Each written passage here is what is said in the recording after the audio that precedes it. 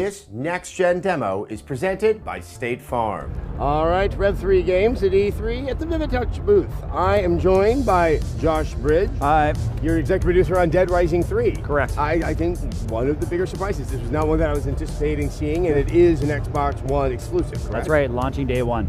So you worked on Dead Rising 2. Correct, yeah. But how do you characterize the level of change in the game? Obviously, aesthetically, it's quite striking. Yeah. But how else have you shifted the design from 2 to 3?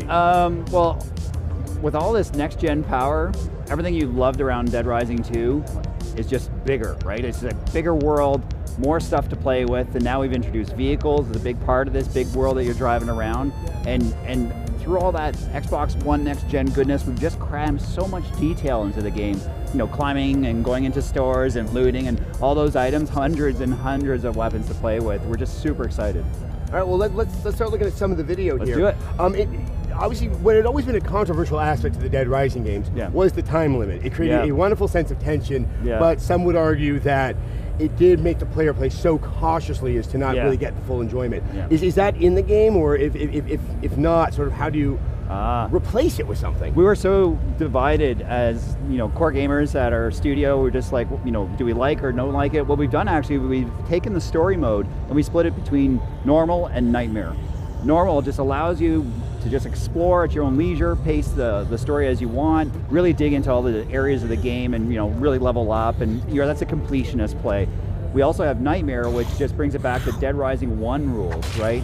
One save file, gotta piss in the washrooms only, and it's just brutal, right? And that keeps you on point, and that gives you that game as well. You can hit either mode right from the outset. You can hop between either if you want. They all go to one profile. So we try to find that balance. So how do you design for two very, very different ways of approaching the game? I mean, obviously you have the open world that's there, but in terms of enemy placement and how the missions are designed, I mean, is it two different games in design as well?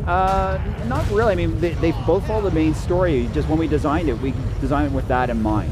Right away, we just start thinking about, okay, all the pacing of all the side missions and all the timers and everything's all there, and all we did was just tune it in a different way so there was good separation, and that way we're not going off and creating two different games.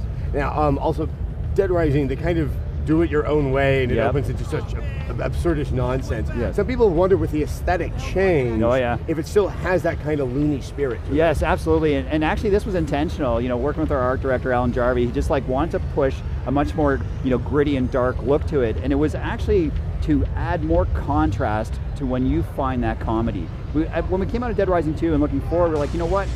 We didn't want to come out looking cartoony and goofy, and then you may not find that funny. We wanted to have zombies are the threat this time. It's about a zombie game, right? Right. So they're deadly now. They're not just toys. So we wanted to get you in that mood, right? What you're seeing here with these, really dark sort of scenarios using lighting and all this next-gen stuff, it's totally cool. But there's comedy in there. It's all user-driven, right? And I want to make sure that when you evoke it, it's almost like photobombing the game, right? You create that crazy contrast, wearing a canary smuggler, I like to call it. Can throw that on, and then when you're appearing in cinematics that are so emotion-driven and charged, they're unaware that you're screwing up the whole feel of the game, and that's up to you to do now. So it's like it's more absurdist than it is kind of Looney Tunes. We try to go, as opposed to slapstick humor, we want to go for a darker humor. Right? So it actually just feels more ridiculous than ever. It's a little more Beckett and Ionesco than Daffy Duck. The detail is so important to Dead Rising because of the things you collect, the way you can dress yourself and all that. When you're looking at what next gen allows, you have this, a much larger landscape. It also means you have to fill it with that much more stuff. I'm trying to get a sense. We've seen a handful of other open world games here. How do you do it so that you can still get a game done on time and not go absolutely crazy? I mean, that seems like a real issue that might have to be addressed this year. Yeah, I mean, well, first up is passion, and second up is time. It just takes longer to develop these experiences now, right? We're our own worst enemy. Passion can turn to sociopathy at some point. But a bit. I mean, we're our own worst enemies as game makers. We just start geeking out and loving all the detail, and we find ourselves, oh my God, we actually have to do all this. Right? And we start developing in ways to make sure that, we're not going to kill ourselves, we pace it, we figure out and plan how we're going to actually achieve this. But what we've done with this game, though, is same thing with other Dead Risings that we've made. we went for a handcrafted world again, right? Which is insane when you think of it, right? This is not like a cookie cutter world. We actually intentionally designed the only other crazy pants company that does something like that. Yeah, so we handcrafted it. We're in this gym right now, Aduna's gym, and all this space is unique just to this location, right? Even the outside and this inside. So we went through a lot of that detail, because how we see it is like, I want you to explore the world and eventually not even worry about the map, right? That you just start learning landmarks and it just feels like a familiar city. So, how are you using the next gen? Obviously, it's a bigger space, much prettier. Yeah. But are you utilizing other things that it's able to do to kind of expand the gameplay? Yeah, absolutely. Or, obviously, what we're seeing here, I've noticed this in a lot of demos this week. You're seeing things that are very familiar. It's sometimes hard to show where it can go. I mean, obviously, outside of this, the sheer horsepower, like there's more zombies in here than ever before, and it's this bigger world. And obviously, streaming. We've never been able to achieve this before. Just like seamlessly streaming, going in between all these areas, no load screens at all. And beyond that, on the Xbox One, we've been actually using Smart Glass now. Right, we've developed this unique feature. We showed you the stage, and you'll see later on in this, we end with a big bang, essentially. Everyday Joe, Nick Ramos, mechanic, how the hell did he get an airstrike to slap in there? So we've developed a story. If you have your Smart Glass device turned on, you'll actually hear a character, a unique character, just for the Smart Glass device. You can put it to your ear and listen to him. And he's giving you missions. You can sort of figure out, oh, he's in another part of the city, and he's holed up looking at some military sort of compound. He doesn't even know what it all does. And then he works with you to help sort of hijack some of these materials to your neck of the woods. So it ends up being this little side game almost, right? You can you leave it on all the time, you go get calls. And you see it as the player is actually utilizing the Smart Glass. Yeah, you can, that's how we've been doing it. It all pumps out of your speakerphone of your device or your Surface speaker. You can leave it on the whole time. You'll get calls, listen to it, accept, you'll get information, hints, tips. There's other apps, you can unlock apps, you can skin it with wallpaper, ringtones, all that kind of stuff. And then, or you can just toss it to a buddy. It's like, hey man, help me out here. I'm in a pickle. We got this big airstrike coming in, just press that and help me out.